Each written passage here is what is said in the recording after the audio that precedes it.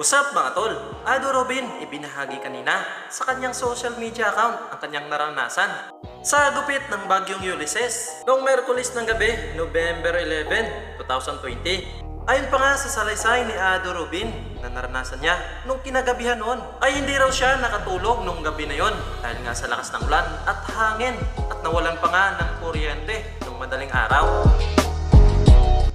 Ibinahagi rin ni Ado Robin ang kanyang pagdadasal sa mga kababayan natin na nasalanta ng bagyong Ulysses na tumama sa iba't ibang lugar ng Pilipinas.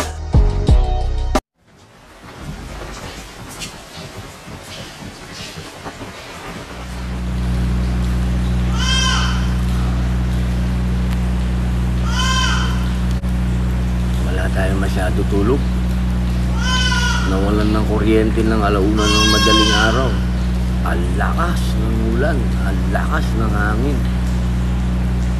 Pagdasal natin yung mga kapatid natin sa malayong lugar. Yung mga nasa Bicol. Ingat kayo mga tol. Dasal tayo. Wala naman tayong panlaban dito sa kalikasan. Yung kambing ko, iyak ng iyak, di siya makapunta dun sa kanyang kainan eh.